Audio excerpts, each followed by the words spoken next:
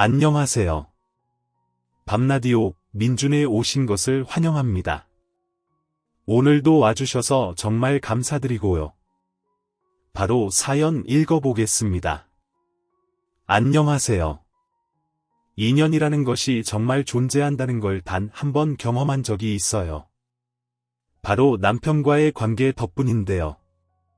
제가 남편과 처음 연이 닿은 것은 대학 선후배 사이로 시작했어요.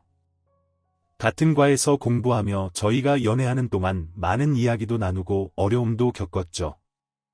그렇게 젊은 시절을 보내고 남편은 자신이 원하는 직장에서, 저도 제 꿈을 향해 열심히 살아가며 서서히 멀어져 갔어요. 그렇게 첫사랑이던 귀희와 헤어지고 가볍게 연애는 몇 번 했지만 남편에게 쏟았던 사랑만큼은 쉽지 않았어요. 그래서 나중에는 그 가벼운 연애마저 시간 낭비처럼 느껴져 한동안 제 삶에 온전히 집중하며 지냈어요. 그런데 헤어진 지 3년 만에 다시 남편을 만나게 되었고, 남편과 저는 처음이자 마지막인 것처럼 뜨겁게 사랑했고 결혼까지 하게 되었습니다. 남편은 남동생이 한 명 있었어요.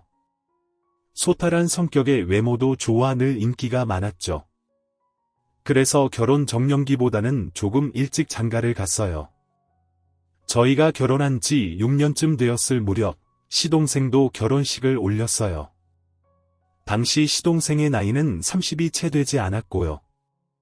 동서는 중소기업 회장의 막내딸이었는데 위로 오빠들이 2명 있었고, 동서 부모님이 나이가 40이 넘어서 낳은 고명딸이라 귀여움을 독차지하고 자랐다고 하더군요. 그래서 그런지 시부모님께 하는 걸 봐도 애교가 넘친다고 느껴질 정도로 귀여움을 떨었어요. 시부모님은 그런 동서를 참 마음에 들어했고요. 동서의 오빠들은 둘 다 직업도 좋았는데 한 명은 은행 지점장, 다른 한 명은 변호사였어요. 동서 부모님은 동서를 금이야 오기야 키웠고 돈도 많은 집에서 자라서인지 제가 보기에는 동서의 콧대가 하늘을 찌를 듯 높았어요. 처음부터 동서의 언행이 예사롭지 않다고 느꼈지만 그 높은 콧대는 유독 저에게만 심했어요. 우리 시부모님은 전기 관련된 사업을 하시는데 전기 증설, 승합, 조명 설치, 누전공사 등 각종 전기 시공 공사를 모두 도맡아 하셔서 업계에서는 정말 유명했어요. 게다가 시동생의 직업도 어디 내놓아도 당당할 만큼이나 좋은 직업을 가졌어요. 시동생과 동서는 저희 부부와는 달리 서로 비슷한 조건으로 만난 커플이었어요. 그래서인지 동서는 평범한 집안에서 자란 저보다 자신이 더 우위에 있다고 여기는 것 같았어요. 시부모님은 두 분 다 천성이 착하시고 고드신 분이세요. 처음부터 잘 사신 게 아니라 굳은 일부터 시작해 한 단계씩 올라가신 분들이라 사람이 얼마나 중요하고 소중한지 너무도 잘 아세요. 그렇기 때문에 시부모님은 저한테도 며느리 대우를 정말 잘 해주셨어요. 그 덕에 저는 시집살이도 모르고 지냈어요. 저 또한 이런 시부모님께 최선을 다했기에 우리 집은 그간 아무 문제도 없었어요. 남들은 고부 관계가 어렵다는 둥, 고부 갈등 때문에 머리가 아프다는 둥 그런 말을 할 때 저는 정말 이해가 가지 않았어요. 시집살이라는 것에 대한 부담감을 전혀 느끼지 못했거든요. 하지만 모든 건 동서가 들어오면서부터 차츰 달라지기 시작했어요. 동서는 시동생과 결혼 얘기가 오가기 전인 연애 시절부터 시댁에 자주 들락날락했어요. 하지만 그때는 제가 동서를 색안경을 끼고 바라봤기 때문에 저를 대하는 동서의 행동에 날이 서 있다고 생각했어요. 그러나 그건 아주 잠깐이었어요. 제가 색안경을 껴서 그렇게 느낀 게 아니라 동서가 실제로 저를 무시하고 있었던 거였죠. 시부모님 앞에서는 정말 천사 같은 동서가 정작 뒤에서는 저를 은근히 무시하기 일쑤였어요. 대놓고 무시를 당하면 다른 사람들 눈에 띄거나 윗사람으로서 잘라 이야기할 텐데 은근히 무시하는 거라서 콕 집어 뭐라고 하지도 못하는 애매한 상황이었죠. 한 번은 남편에게 동서가 무시하던 것에 대해 이야기를 털어놓은 적이 있어요. 하지만 남편은 제게 기분 나쁘게 생각하면 한없이 기분이 나쁘겠지만 굳이 따져 물을 만큼의 문제도 아니고 이런 걸로 가타부타 말이 나와 봐야 좋은 게 없고 제가 좀 예민했던 것일 수도 있으니 너무 마음에 담아두지 말라고 말할 뿐이었죠. 저도 여러 번 참아오다 진중하게 털어놓은 이야기였는데 남편은 저를 이해하지 못했어요. 예상은 했지만 막상 남편이 제가 예민하게 받아들이는 거일 수도 있다고 말하니 서운함이 더 커지더라고요. 그리고 동서는 남편에게도 참 살갑게 잘했기 때문에 남편 눈에는 동서가 좋은 사람으로 보였던 거예요. 그러니 제가 예민해져 보였고 아직 진짜 가족도 아닌데 괜히 깐깐한 형님 역할을 하려는 것처럼 보였을지도요. 그런데 동서는 가볍게 무시하는 걸로 끝나지 않았어요. 무슨 날이라고 선물을 사오더라도 꼭 제 선물은 쓸데없는 걸 주며 저를 있는 대로 깔아뭉갰죠. 이런 걸 더럽고 치사해서 말을 꺼내는 것도 창피하지만 가족들이 동서가 사온 선물에 감탄하며 모두 기뻐할 때 동서는 저에게 상품권이라며 백화점 봉투에 상품권을 담아주곤 했어요. 그러면서 가족들 앞에서는 제 취향을 잘 몰라서 상품권으로 대신한다며 수줍게 웃었죠. 가족들은 동서가 생각이 깊다며 제가 가장 좋겠다면서 이렇게 동서가 쇼핑할 기회까지 선물한 셈 아니냐며 웃었어요. 여러분도 똑같이 생각하셨겠죠? 상품권이라도 주는 동서가 어디냐 그만하면 됐지 싶으셨을 거예요. 그런데 그 봉투 속에는 대형마트에서 쓸 수 있는 1만 원짜리 상품권 2장이 있었어요. 정말 어이가 없지 않나요? 그리고 작은 편지도 들어 있었어요. 그 편지에는 싸구려 패션만 고수하는 분인 것 같다. 백화점에서는 제게 어울리는 옷을 찾지 못했다고 마트에 있을 것 같아 마트 상품권으로 드린다. 티라도 한 장 사 입으라 고 적혀 있더라고요. 이런 수모에도 꾹 참고 지내던 어느 날 시동생의 결혼 이야기가 오가는 듯 했어요. 그런데 어느 날 돌연 동서와 헤어졌다며 결혼은 없던 걸로 하자고 했고 처음에는 그 소식에 가족들 모두 충격이 컸어요. 하지만 저는 속으로 차라리 잘 되었다 싶었죠. 이대로 동서와의 연도 끝이구나. 시동생이 더 좋은 여자를 만났으면 좋겠다고 생각했어요. 그렇게 동서가 나타나기 전에 생활로 돌아간 지 2달쯤 지났을 때 갑자기 동서가 울면서 시댁을 찾아왔어요. 그 이유는 시동생의 아이를 임신했다는 것이었고 동서의 임신으로 그 둘은 하는 수 없이 결혼까지 하게 되었습니다. 말이 결혼이지 식도 제대로 치르지 않았어요. 동서가 죽어도 임산부인 상태로 웨딩드레스를 입고 결혼식을 올릴 수 없다고 출산 후에 몸을 만들어 결혼식을 올리고 싶다고 했거든요. 처음에는 시부모님께서 그러다가 식도 못 올리고 사는 부부들도 꽤 있다고 말렸지만 동서는 고집을 굽히지 않았고 생애 한 번 가장 예쁜 모습을 담고 싶어하는 동서의 마음을 이해해 그녀 뜻대로 출산을 먼저 하고 나중에 결혼식을 올리기로 했어요. 그렇게 그 둘은 혼인신고부터 하고 같이 살게 되었어요. 저도 임신을 경험해봐서 알지만 임신했을 때 많이 예민해지잖아요. 동서도 점점 예민해지는 듯 했어요. 좋게 말하면 그렇지만 동서가 저를 무시하는 수위가 날로 심해진 거죠. 유독 제게만 난리도 아니었거든요. 시모를 포함한 모든 시댁 식구가 동서의 이런 모습을 모르고 있었어요. 앞서 말했듯 시모는 정말 공평한 분이라 동서랑 저에게 똑같이 잘 대해주셨어요. 그런데 동서는 이런 대우를 늘 못마땅했어요. 하루는 시동생의 승진을 축하하는 의미에서 온 가족이 모여 식사를 했어요. 저희 시모는 며느리가 둘이나 있어도 꼭 자신이 주방에서 모든 것을 하려고 하셨는데 그날은 요리에 시간을 쏟지 말고 온 가족이 즐기면서 보내자고 해서 배달을 시켜 먹었죠. 뒷정리는 당연히 제가 나서서 했는데 동서는 하는 둥 마는 둥 하며 계속 툴툴댔고 제가 그 소리를 듣게 되어 조금 타이르게 됐어요. 이 깎아치우는데 얼마나 걸린다고 나까지 나서서 거들어야 하냐고. 짜증나 정말. 아, 내가 여기서 이런 거나 해야 되는 게 말이 돼. 형님이랑 같은 대우받는 게 말이나 되냐고.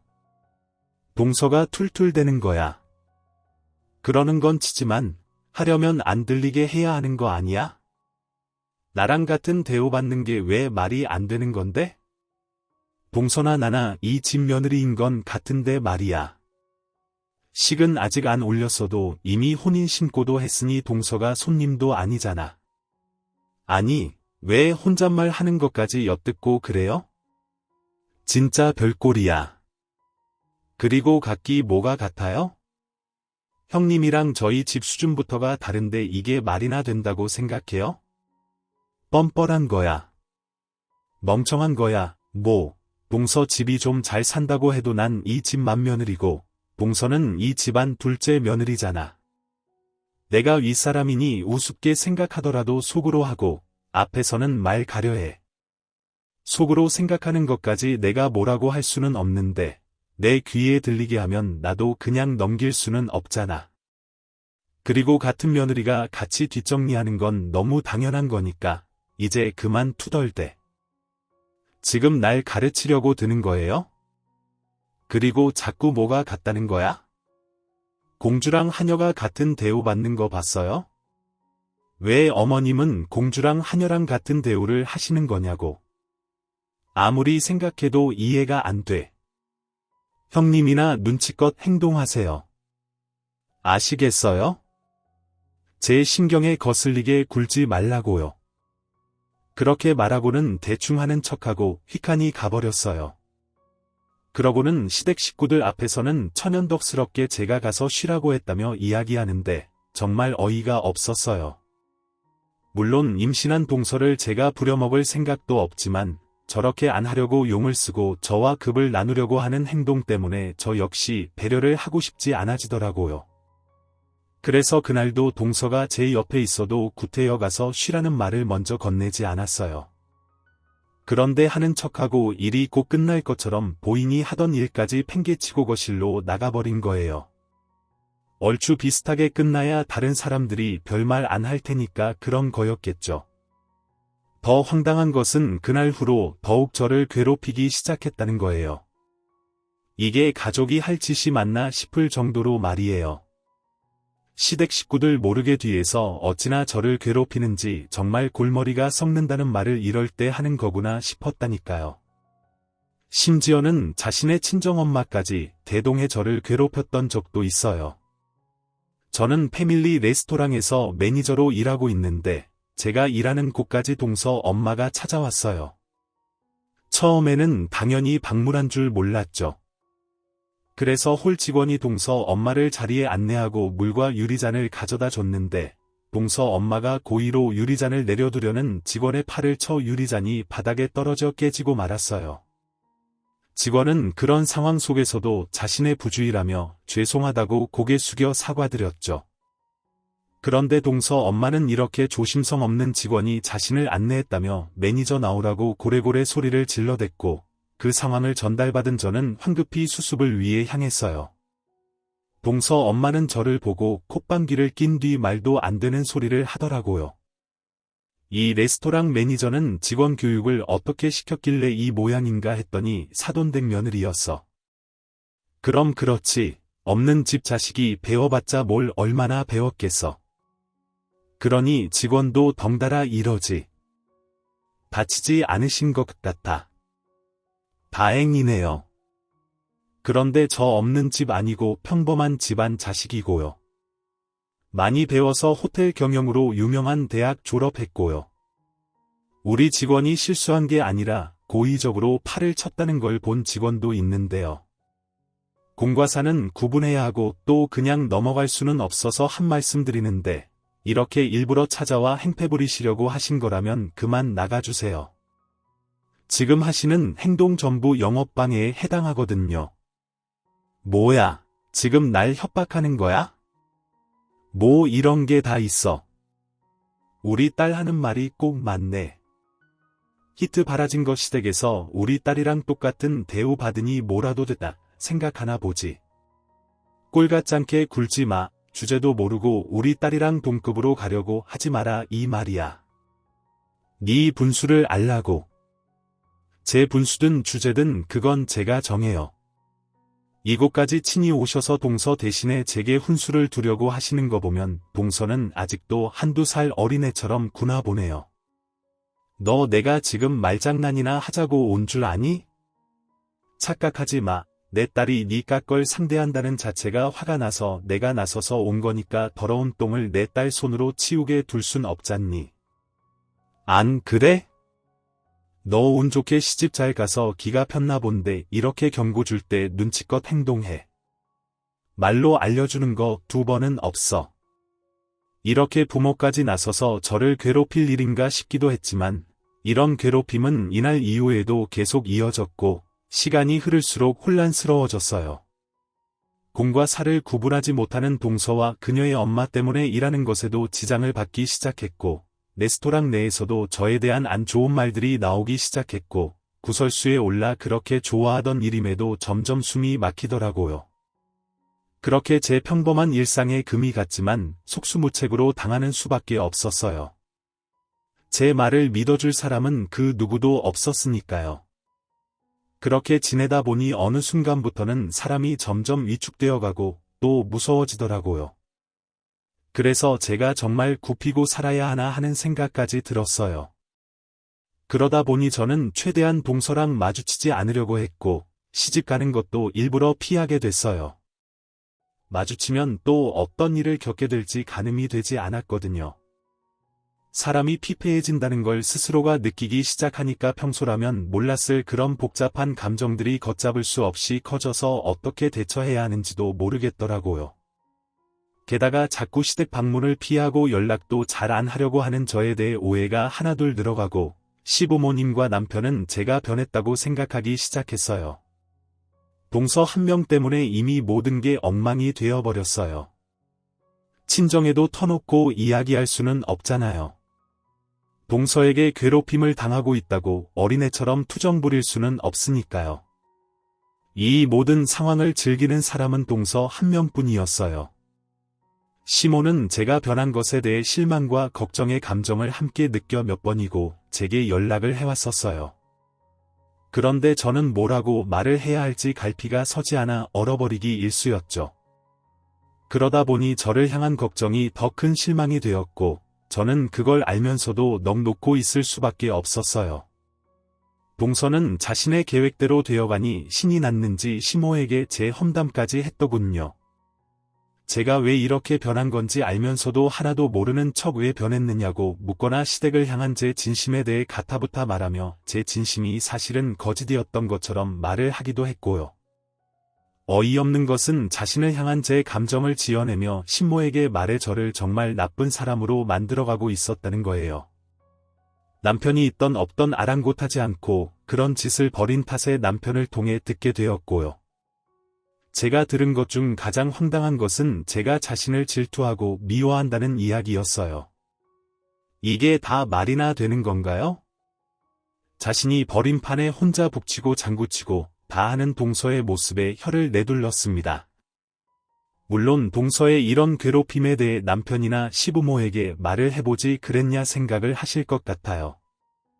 그런데 앞서 말했듯 남편은 착하고 성격 좋은 동서에게 이미 넘어가 제 말은 듣지도 않고 제가 하는 말은 여자들끼리 하는 일종의 질투로 치부했기에 더 이상 말을 꺼낼 수가 없었어요. 아무리 부부 사이라고 해도 자존심이 상하더라고요. 그리고 시부모에게 말하지 못했던 건 이와 비슷한 이유 때문이었어요. 시부모에게 달려가 동서가 절 괴롭혀요. 동서 좀 혼내주세요라고 하기가 좀 그렇잖아요. 그렇게 말을 하는 사람들도 물론 있겠죠. 하지만 제 성격이 그렇지 못하다 보니 때를 놓쳐버려 이런 상황까지 온 겁니다. 이런 상황들이 점점 더 쌓이면서 동서의 말을 철석같이 믿을 수 있도록 돌아가고 나중에는 정말 저는 시댁 식구들 사이에서 나쁜 사람으로 시정사실화가 되어 있었어요. 그러다 보니 더욱 시댁을 가지 않게 되었고 오해라는 늪이 끝도 없이 파고들어 되돌릴 수 없는 상황까지 이르게 된 것이었어요. 그러던 어느 날 저희 친정집에 생각지도 못한 일이 생겼어요. 이건 마치 로또 당첨과도 같은 어마어마한 일이었죠. 우리 친정아버지가 60년 넘게 모르고 살았던 출생의 비밀이 밝혀졌던 것인데 그 출생의 비밀 덕에 아버지의 말년 인생의 꽃길이 펼쳐지게 된 거예요. 사실 아버지는 4살 때 입양이 되었어요. 그 시절에는 부모가 가난하면 자식 보내는 경우가 왕왕 있었나 봐요. 그렇기 때문에 저희 친정 식구 모두 친조부모가 가난으로 허덕이던 탓에 아버지를 입양 보냈다고 그렇게 알고 여태 살았어요. 그래서 가끔 이런 이야기가 나왔을 때마다 어떻게 가난하다고 자식을 다른 집에 입양을 보낼 수 있냐고 흉을 보기도 했었죠. 그런데 사실은 그게 아니었어요. 알고 보니 저희 아버지의 친부모가 가난해서 아버지를 입양한 게 아니라 아버지를 도둑 맞아 어쩔 수 없이 입양되게 되었던 거더라고요. 이게 무슨 출생의 비밀이냐 하시겠죠. 비밀은 지금부터예요. 아버지의 친부모님, 그러니까 제게 친조부모님이 마을의 유지일 정도로 어마어마한 재력가였고, 그 재력가 집안의 맏아들이 바로 제 아버지였던 겁니다. 그런데 누군가 그런 아버지를 훔쳐가 버린 거예요. 그런 아버지를 장장 66년 만에 친조부모님이 찾아내 아버지에게 연락을 주었던 거예요. 본인들이 돌아가시기 전에 친자식인 저희 아버지에게 재산 분할을 꼭 해주고 싶다며 아버지를 정말 어렵게 전직 형사까지 고용해 찾아냈던 것이었어요. 물론 그전에도 아버지를 찾기 위해 동분서주에 가며 여러 번 시도했지만 당시 인상착의가 비슷했던 다른 사람들을 데리고 와서 오랜 시간 동안 찾지 못하는 거면 자신들이 모르는 다른 사정이 생긴 것은 아닐까 하고 한동안 포기하셨었다고 하더라고요. 그런데 다시 아버지를 찾아 나선 것은 자신들의 앞날이 얼마 남지 않았다는 것을 직감하고 마지막이라고 여기며 지푸라기 잡는 심정으로 다시 한번 찾아 나서게 됐고, 놀랍게도 이번엔 정말 찾게 된 겁니다. 이 모든 이야기는 아버지 또한 머리털 나고 처음 듣는 이야기였어요. 아버지 역시 본인이 입양된 건 알고 있었지만 이런 깊은 속사정이 있을 거라는 걸 전혀 모르고 계셨어요. 아버지 역시 자신의 입양 이유가 지독한 가난 때문이라고 알고 계셨으니까요. 아버지가 친부모님을 뵙고 온 후 얼마 뒤 우리 가족은 감개무량한 마음으로 친할아버지와 할머니를 뵈러 가게 되었어요. 저희를 보고 어찌나 반갑게 맞아주셨는지 모릅니다. 할아버지는 우리 가족에게 그동안 살아오셨던 이야기를 쭉 해주었어요. 그 이야기 속에는 아빠의 형제에 관한 이야기도 있었는데 너무도 가슴이 아팠죠. 친정아버지에게는 밑으로 동생이 셋이나 있었는데 너무 애석하게도 아버지 동생분들을 한 번에 사고로 잃게 되었다는 거예요. 아버지 동생분 셋은 20대 때 함께 해외로 여행을 떠났다가 그곳에서 사고를 당해 한날 한시에 모두 세상을 떠나게 되었다고 하셨어요. 남은 자식까지 모두 한순간에 잃은 조부모님은 깊은 상심에 빠져 한동안 헤어나오지 못하고 슬픔에 잠겨 지내셨다고 해요. 정신을 차린 뒤에는 첫째인 아버지를 찾으려고 안간힘을 쓰셨다고 했어요. 그날 온 식구가 그 슬픔이 전해져서 그리고 이제야 느끼게 된 안도감에 펑펑 눈물을 쏟아냈어요.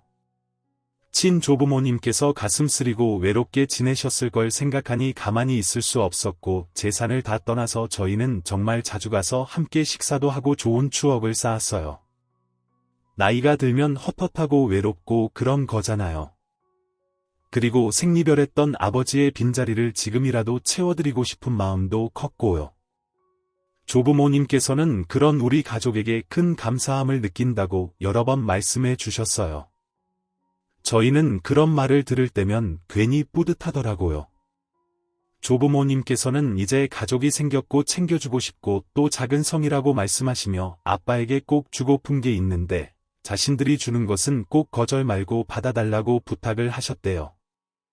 주고자 했던 것은 바로 본인들이 그간 일궈둔 재산 중 일부였고 얼떨결에 아버지는 조부모님의 유산 일부를 먼저 받게 되었어요.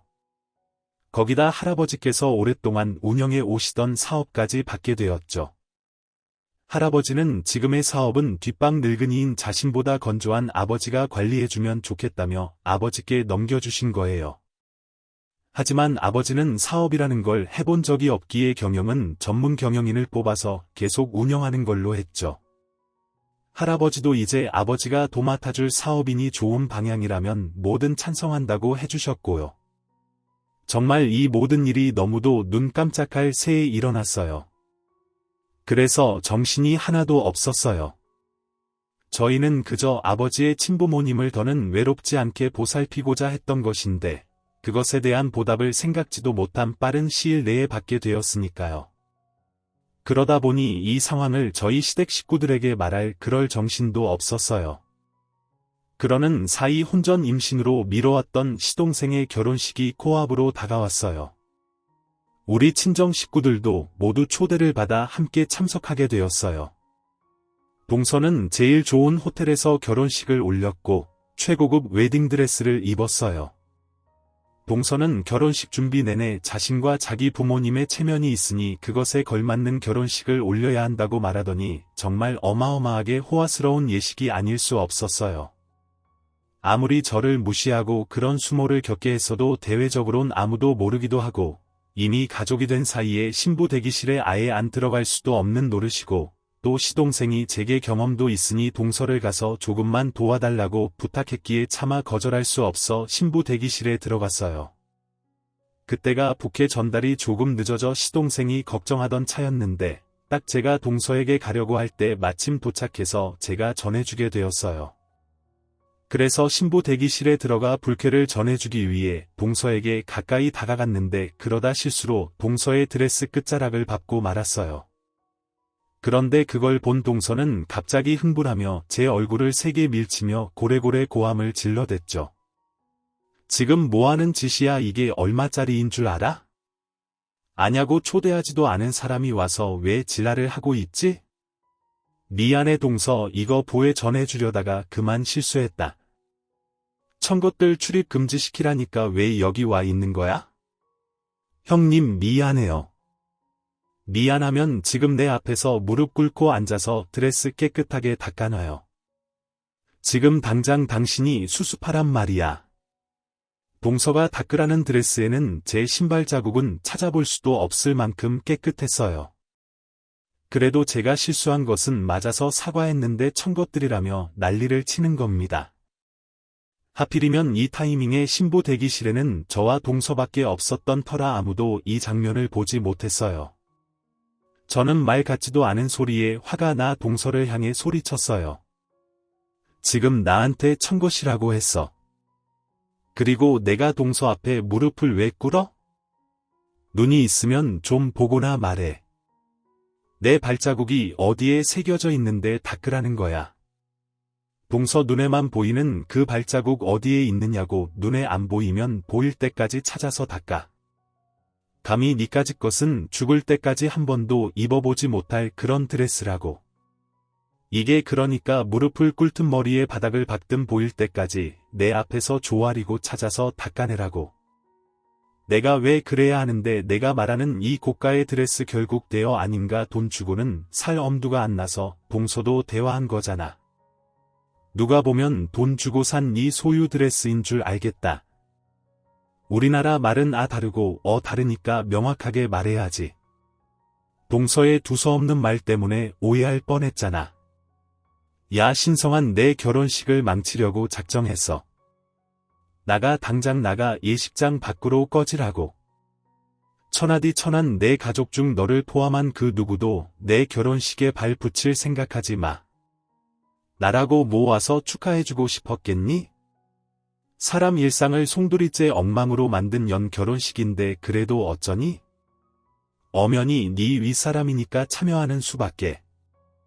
네 영악함이 만천하에 들통나기 싫으면 이 자리에 내가 있어야 하는 걸 보기 싫다고 안 보고 살아도 되는 그런 관계 아니잖아. 그리고 너네 집돈도 많다며 그래서 나 여태 무시하고 괴롭힌 거잖아.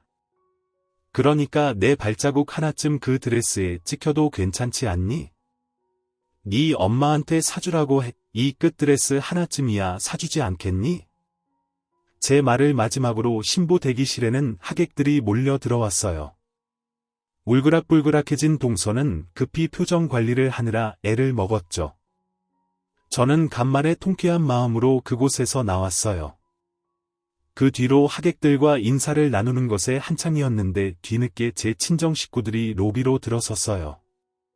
시부모님은 저희 부모님을 금세 알아보고 가서 맞이하는 것에 여념이 없었죠. 그런데 저희 부모님을 본 동선의 부모님 표정이 좀 이상했어요. 그러다 저희 친정 아버지와 눈을 마주치자 불이 나게 달려와 어쩔 줄을 몰라 하며 인사를 올리는 거예요. 그 모습이 의아해 인사가 끝낸 뒤 아버지에게 물어봤더니 아주 통쾌한 대답을 해주더군요. 세상에, 동선의 부모님이 운영하는 회사와 우리 할아버지 회사가 일종의 갑과 을의 관계였어요.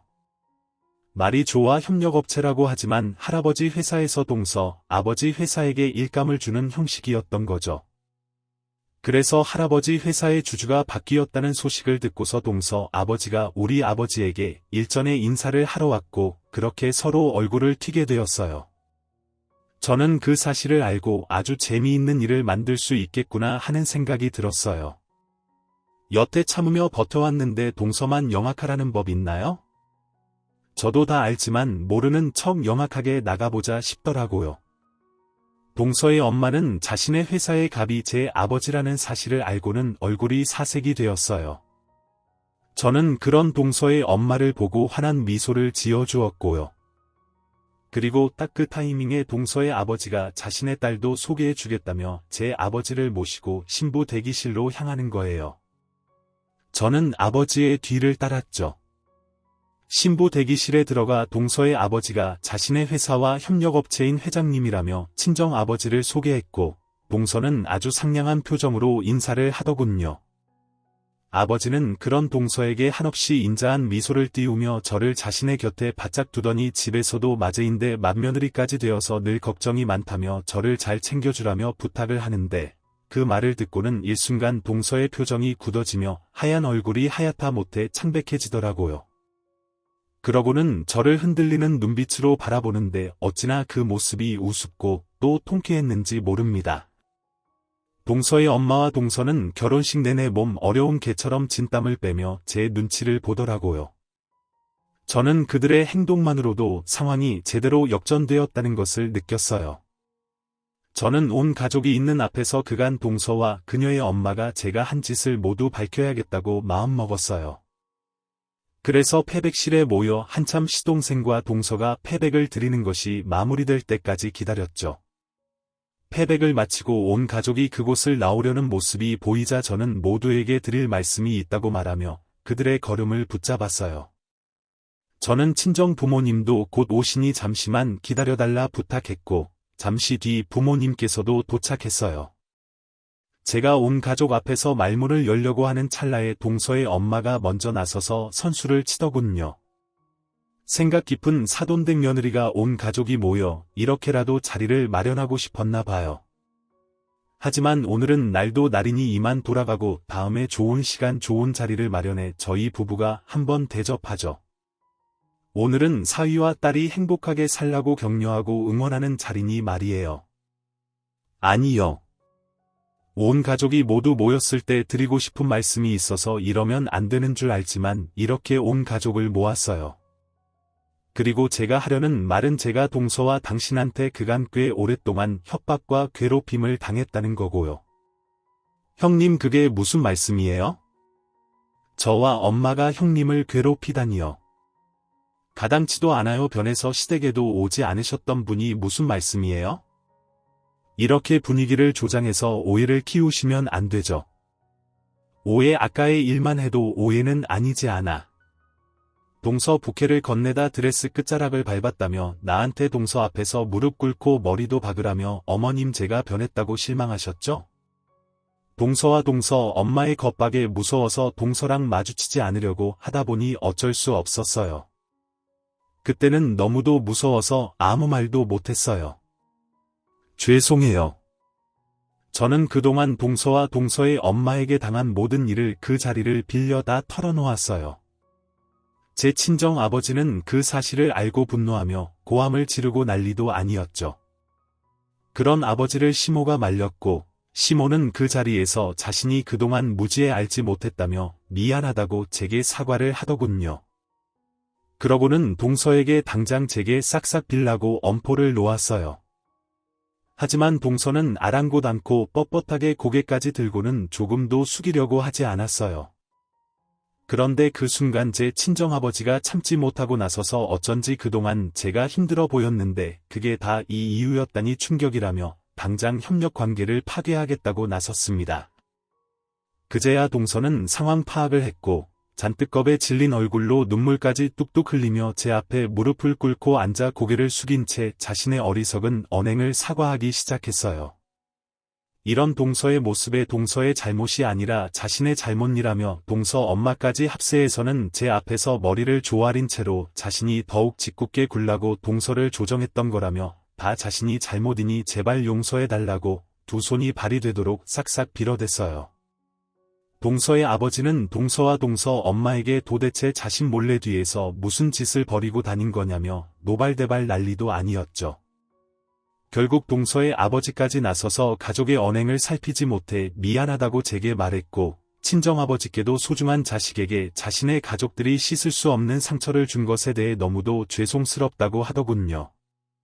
하지만 제 아버지는 절대 사과를 받아줄 수 없다고 그러니 더는 협력관계를 유지할 수 없다고 하고 자리를 떠나버렸어요. 시모는 동서에게 어떻게 뒤에서 그런 지저분한 짓을 저지를 수 있냐고 하며 동서의 부모님에게도 도대체 어떻게 자식을 교육했으면 이런 사달이 날 수 있냐고 언성을 높였어요. 그리고 시우는 제게 다가와 그동안 얼마나 마음고생이 많았냐며 어른이 되어서 그런 것 하나 알아채지 못하고 내게 실망스럽다며 함께 험담했다고 면목이 없다면서 많이 가슴 아파하셨죠. 그 후 늘 시댁에서 기고만장하던 동서는 더는 기도 못 피는 처지가 되었어요. 시모가 동서를 엄청 시집살이 시켰거든요. 제가 그동안 자신이 아닌 동서에게 시집살이 당했을 걸 생각하면 아직도 분이 안 풀린다며 한 사람 한 사람 그 가치가 얼마나 소중한 건데 우리 집에서 이런 지저분한 일이 일어날 수 있냐며 한동안 이 말씀을 동서에게 못이 박히도록 하며 혼을 냈어요. 아버지 회사와 동서, 아버지 회사의 협력관계는 동서의 집에나 다행인 거겠지만 깨지는 않았어요. 하지만 언젠가는 깨질 위험이 있는 계약이었죠. 동서의 엄마가 몇 날 며칠을 저에게 찾아와 협력관계가 깨지면 자신은 이혼당한다고 싹싹 빌었고 동서까지 찾아와서는 제발 자신의 집안까지 흔들리지는 않도록 해달라며 애원을 했거든요. 처음에는 그러거나 말거나 싶었지만 저는 동서만큼 영악한 사람은 되지 못하나 봅니다. 동서의 엄마가 마지막에 무능하고 멍청한 엄마 밑에서 자란 딸이라며 부모는 자식의 거울이라는데 딸이 자신의 못된 성정을 닮아 이렇게 무모한 짓을 함께 저지르게 된 것이라며 이 일로 많은 것을 배웠으니 딱 한 번만 그 배움으로 좋은 모습을 딸아이에게 보여주며 살 수 있도록 해달라고 하더라고요. 그 말을 듣는데 같은 자식 입장에서 부모가 자신으로 인해 엉망이 되는 모습을 본다면 얼마나 가슴이 찢어질까 하는 생각이 들었어요. 그래서 친정아버지께 연락해 협력관계를 유지해달라고 부탁드렸어요. 처음에는 아버지가 그럴 수 없다고 그렇게 당하고도 그런 바보 같은 말을 하고 싶느냐고 화를 내셨어요. 하지만 제 생각을 아버지께 말씀드리니 아버지도 나중에는 말을 아끼시더라고요. 그리고 결국 제 뜻을 존중해 주셨어요. 동서는 시댁에서나 그 뒤에서나 더는 책에 꼼짝도 못하게 되었고요. 아버지가 동서의 아버지에게 연락해 제 부탁으로 이번 일은 넘어가겠다고 했고 제가 친정아버지에게 부탁했다는 사실을 안 동서는 더는 제 머리 위에 올라오려고 굴지 못했어요. 시어머니도 동서의 말에 힘을 실어주는 일은 원래도 안 했지만 더욱 철저히 하지 않으시게 됐고요. 요즘은 시댁을 자주 방문해요. 시부모님께서는 제게 미안함이 아직 남아있는지 열심히 또 챙겨주십니다. 그러지 않아도 괜찮다고 말씀드려도 자신들의 미안함이 조금 누그러지기 전까지만 이렇게라도 챙겨주고 싶다고요. 남편도 일전에 제 편에서 서주지 않고 들어주려고 하지 않았던 것에 대해 많이 반성했다며 열심히 저를 보필해주고 있답니다. 요즘은 이렇게 행복해도 되나 싶을 정도로 원래 일상과 그보다 더 큰 관심을 갖게 되었네요. 그 누구도 자신보다 못난 사람 없다는 것을 이번 일로 동서가 배워서 조카에게는 부끄러운 부모가 아닌 멋진 롤모델이 되길 바라봅니다. 제 이야기 들어주셔서 감사합니다. 지금까지 커피 앤톡이었습니다. 오늘도 끝까지 함께해 주셔서 감사하고요. 다음 영상으로 또 찾아뵙겠습니다.